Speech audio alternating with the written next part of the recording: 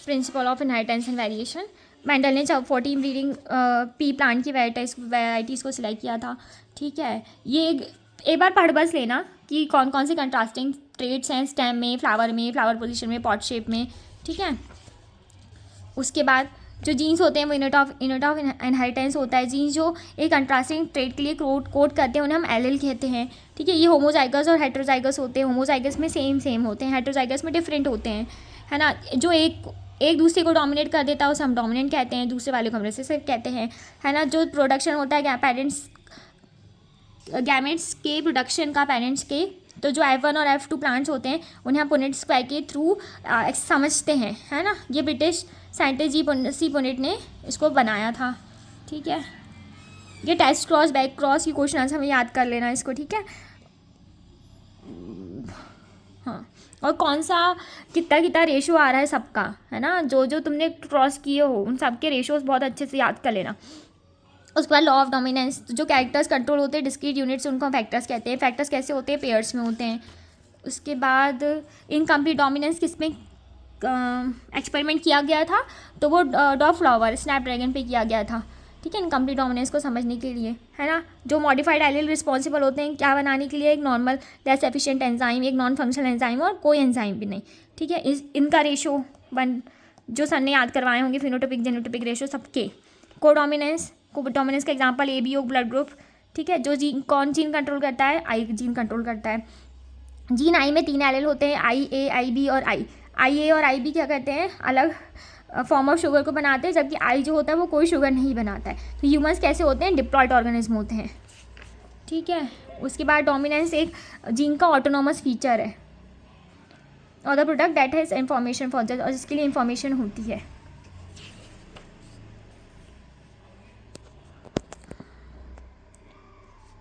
जो gene pair के 2 allele होते हैं वो होमोलॉगस क्रोमोसोम के होमोलॉगस साइड पे प्रेजेंट होते हैं।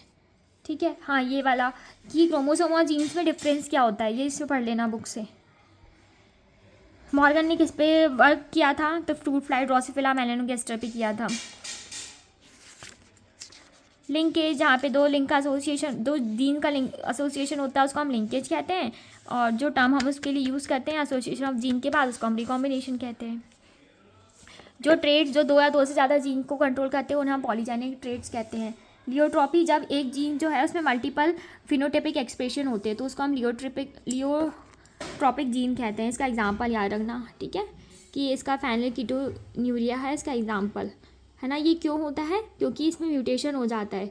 जो को लियोट्रॉपी, जब एक जीन में मल्टीपल फिनोटाइपिक एक्सप्रेशन होते हैं उसको हम लियोट्रॉपी कहते हैं, और जो जीन करता है उसको लियोट्रॉपिक जीन कहते हैं, है ना। जो एग्जांपल होते हैं इसका फेनिलकीटोन्यूरिया है ना, जो ह्यूमंस में होता है। ये किसकी वजह से होता है कि जो एंजाइम फेनिलएलेनिन हाइड्रोलेज को कोड करता है उसका म्यूटेशन हो जाता है। ठीक है, सेक्स डिटर्मिनेशन, तो ये तो बन जाएगा। हाँ, ये याद रखना, बर्ड्स में ZW होता है, मेल में ZZ, फीमेल में ZNW।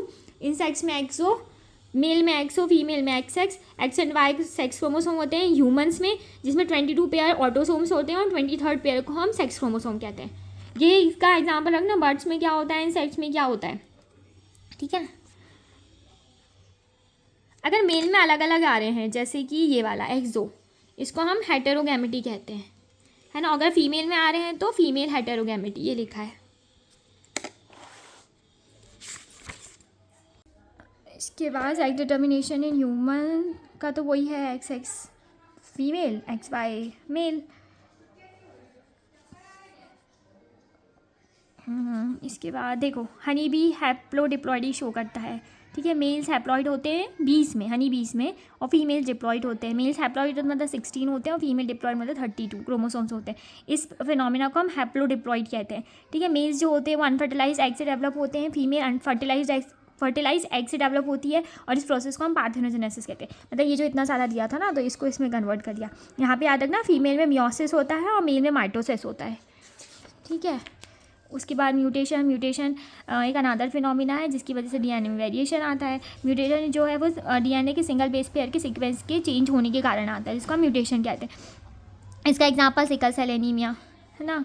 उसके बाद हाँ, यूवी रेडिएशन भी ऑर्गेनिज्म में म्यूटेशन कहते हैं, म्यूटेशन करते हैं, ये एक म्यूटेशन होता है। तो यूवी रेडिएशन मतलब कोई रेडिएशन है जो म्यूटेशन कर सकता है तो वो यूवी रेडिएशन है, ठीक है। जो जिसके थ्रू हम फैमिली के जनरेशन के सेवरल ट्रेट का एनालिसिस करते हैं, उसको हम पेडिग्री एनालिसिस कहते हैं। उसके बाद मेंडेलियन डिसऑर्डर को हमने 2 भागों में बांटा था, एक Mendelian disorder and chromosomal disorder. तो मेंडेलियन डिसऑर्डर जो होता है वो एक सिंगल जीन के ऑल्टरनेशन और म्यूटेशन के कारण होता है, और ये जो डिसऑर्डर होते हैं वो ऑर्गेनिज्म में सेम लाइन में आगे ट्रांसमिट होते हैं।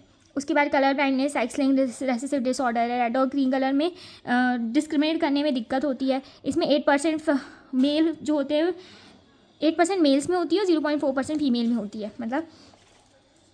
उसके बाद अगर कोई फीमेल है तो 50% ये चांस है कि उसके बेटे को वो कलर ब्लाइंड हो गई। देखो इसमें ना एक चीज़ ये याद रखना, चलो ये तो तुम क्वेश्चन आंसर में याद करोगे, तो ये याद रखना कि haemophilia sex linked recessive disease है ना। जैसे colour blindness sex linked recessive disorder है, तो ये रेसेसिव डिजीज़ है, ये याद रखना, ठीक है। उसके बाद एक सिंगल प्रोटीन जो एक कैस्केड ऑफ प्रोटीन का एक पार्ट होता है, वो क्लॉटिंग ऑफ ब्लड में इन्वॉल्व होता है, वो फैक्टर डिस्टर्ब हो जाता है जिसकी वजह से हीमोफीलिया होता है। किसको हुआ है तो क्वीन विक्टोरिया की जो पूरी फैमिली है उसके पूरा पेडिग्री बना हुआ है ना। उसके बाद सिकल सेल एनीमिया, ये ऑटोसोम लिंक्ड रेसेसिव डिजीज़ है, ये सेक्स लिंक थी, ये ऑटोसोम लिंक्ड रेसेसिव ट्रेट है, ठीक है। सिकल सेल एनीमिया किसके कौन से पेयर के कारण होता है, HbA HbS, ठीक है। ये जो डिफेक्ट है ये क्यों होता है, क्योंकि ग्लूटामिक एसिड को वेलिन सब्स्टिट्यूट कर देता है कहाँ पे, हीमोग्लोबिन मॉलिक्यूल के बीटा ग्लोबिन चेन के 6th पोजीशन को। ये इसके पहले वाले चैप्टर में जो मॉलिकुलर बेसिस था उसमें भी आया था।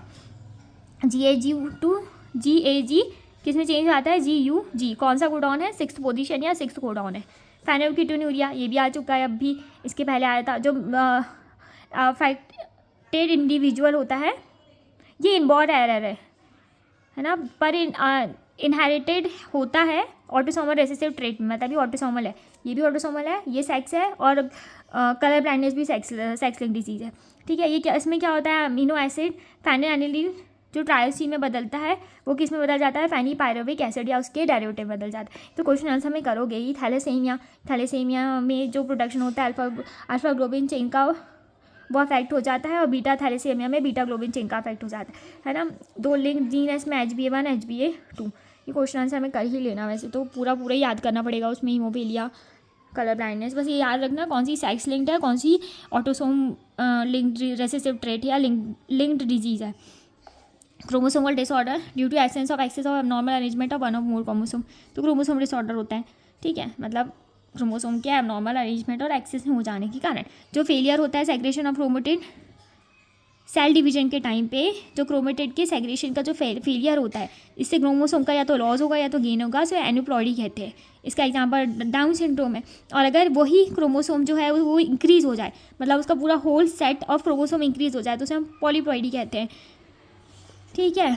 उसकी बात है डाउन सिंड्रोम और लाइनफेल्टर सिंड्रोम और टर्नर सिंड्रोम, ये तीनों ही पूरे याद करना, पूरा जितना उसमें दिया है कि किस में डाउन सिंड्रोम में क्रोमोसोम नंबर 21 की एडिशनल कॉपी होती है, ठीक है। लाइनफेल्टर सिंड्रोम में एडिशनल कॉपी हो जाती है X क्रोमोसोम की, जिसकी वजह से XXY हो जाता है ना। टर्नर सिंड्रोम में जिसमें X क्रोमोसोम एब्सेंट होता है। ये अच्छे से करना, ये जितनी डिजीज़ हैं तो पूरी ही याद करना। बस अगर फिलअप्स में वो पूछता है तो वो ये पूछता है कौन सी ऑटोसोम है, कौन सी सेक्स लिंक्ड है।